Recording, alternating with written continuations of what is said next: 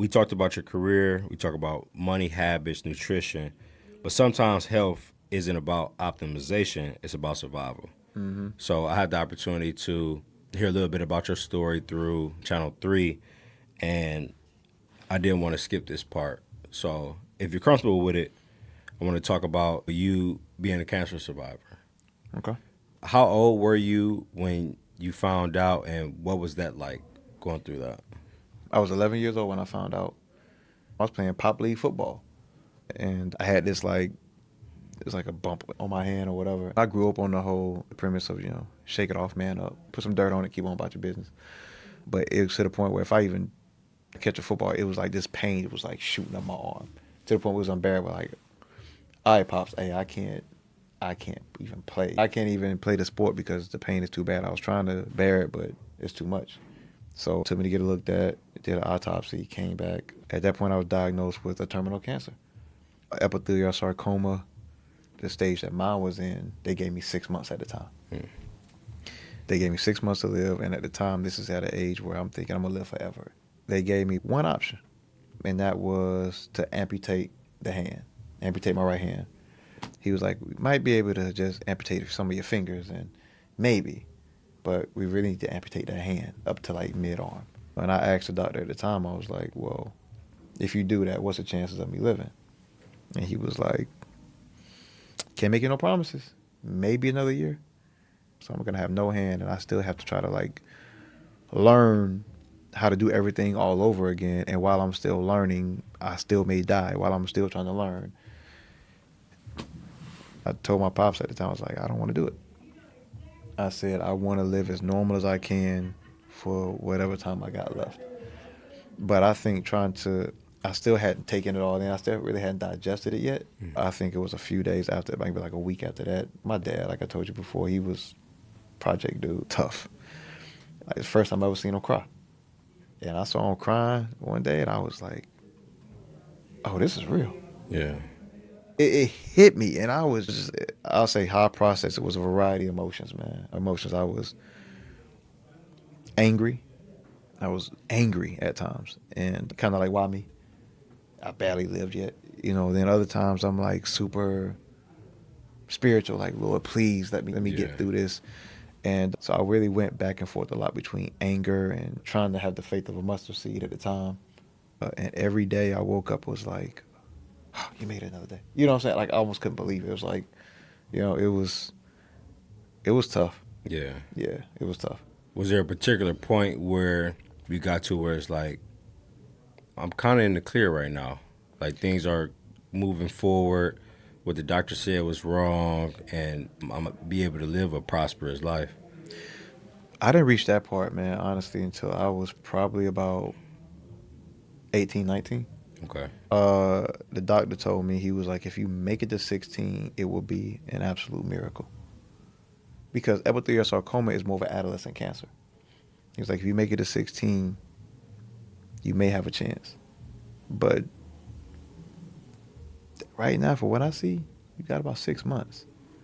And he was cold, bruh. Like, he was cold, just callous with it. He was like, yo, y'all let me know what y'all want to do. And walked out.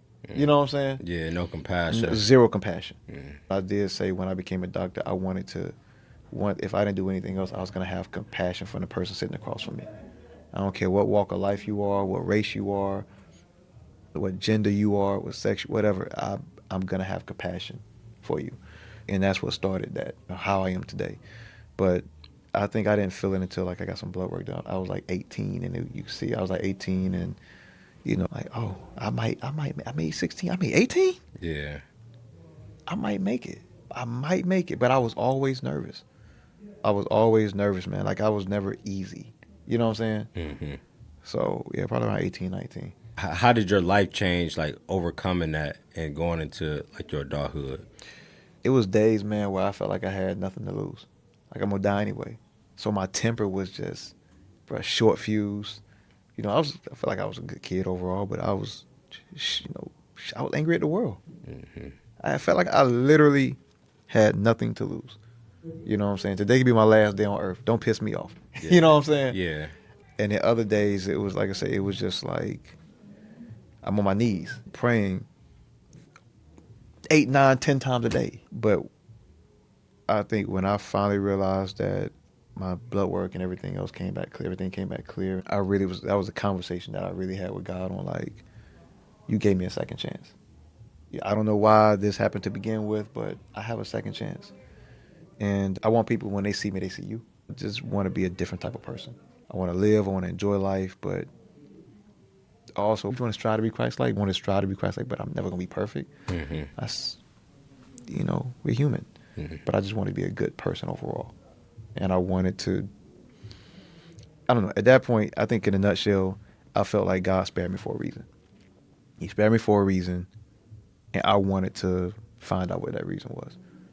I honestly think about 4 years ago or so, I realized that I think I'm living in my purpose right now. Using my hands the hands that they wanted to amputate to help a lot of people, to change lives, daily. And just I look at, some of the impact that I've had on so many people. I feel like I really am in my purpose.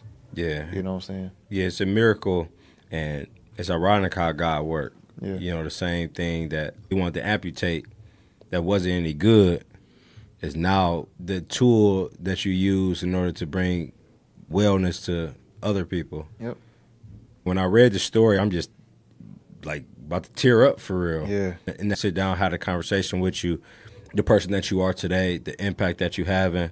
A lot of people don't get an opportunity to live purposefully. Yeah. They just make money and die.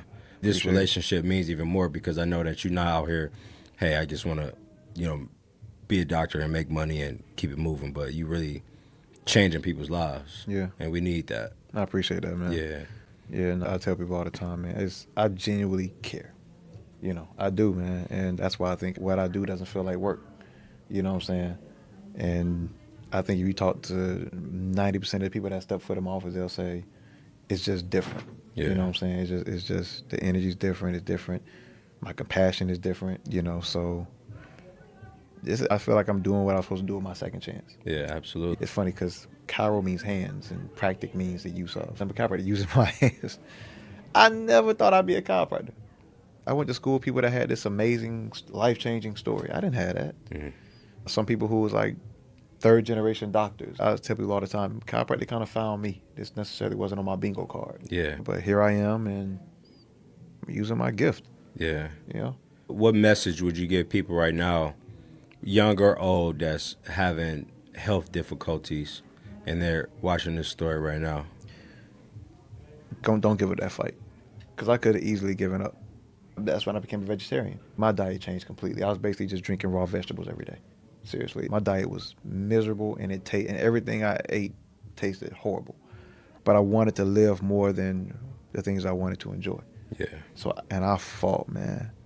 I did whatever I had to do, whatever they said I should do. I was following it to the letter. Yeah. So as long as you are still breathing right now, don't give up that fight. As long as you got life and breath in your lungs, don't give up the fight. There's always a chance. Yeah. So, they gave me 6 months. I could have easily said, F it. But if you are still breathing, continue to fight. Yeah. Let me ask you this question. Do you ever lean on that experience when life gets tough now? Like, man, if I can go through this, then what I'm going through right now, it's nothing. Yeah. Okay. I definitely do. Okay. Yeah, like you said, if you can get through that, man, you overcame that. God didn't bring you this far to quit on you now. And I think that's when I do think about that, that's the outcome I have. He didn't bring you this far. He didn't say it would be easy. You know what I'm saying? But he didn't say it would be easy, but he also didn't bring you this far to just leave you here. Yeah. Especially as long as you're doing your part. For sure. You know what I'm saying? I think it's important for people to just remember that E.T., Eric Thomas, is one of my favorite people to listen to. Okay. And he can say, recycle your pain. No matter what you go through, you can use it as an excuse to sit back and not do anything, or you can use it as fuel to propel you forward and to make a brighter future for yourself. And when I listen to your story, that's what I see in you. Yeah. You recycled your pain.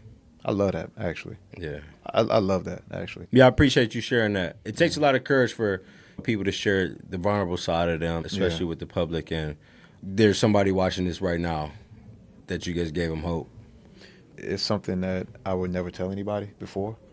It was days where I couldn't walk. I had to be carried, but I never wanted anybody to treat me differently. I didn't want a handout. I didn't want people to feel sorry for me. You know what I'm saying? Yeah. No, I didn't want any special treatment. I wanted to, be treated just like you would treat anybody else. Yeah. Not because you think I might not be here tomorrow.